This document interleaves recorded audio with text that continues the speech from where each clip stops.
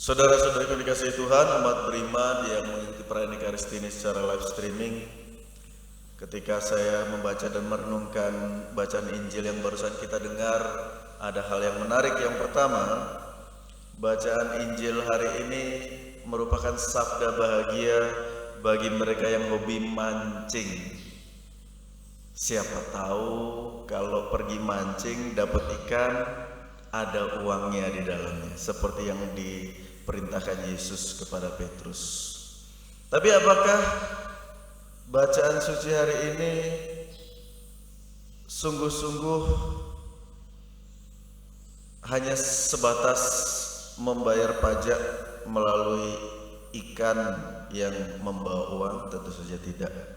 Maka apa yang dapat kita renungkan? Kita perlu melihat konteks bacaan suci yang barusan kita dengar dari baris demi baris. Yang pertama, dalam bacaan Injil yang barusan kita dengar, konteks pertama adalah bagaimana situasi Yesus yang sedang, ya dalam tanda kutip, kesulitan karena ia menyatakan diri, aku akan diserahkan ke dalam tangan manusia, atau ia mengabarkan bahwa tidak lama lagi Yesus akan menderita.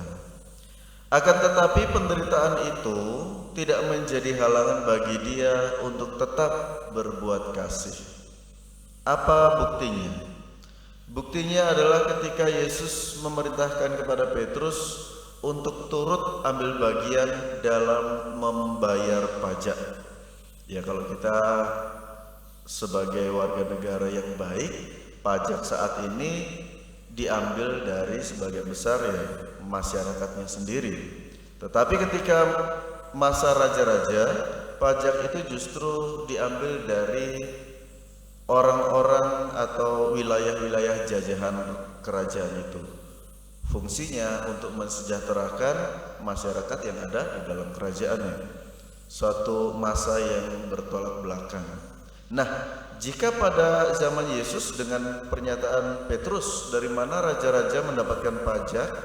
Dari rakyatnya atau dari orang asing? Petrus menjawab dari orang asing.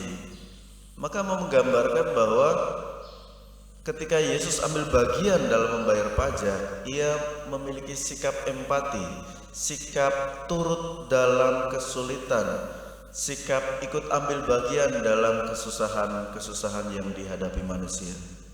Suatu sikap yang tidak semua orang bisa miliki, terutama sekali lagi kembali pada konteks Yesus sedang berduka, ia sedih bahwa dirinya harus diserahkan ke manusia.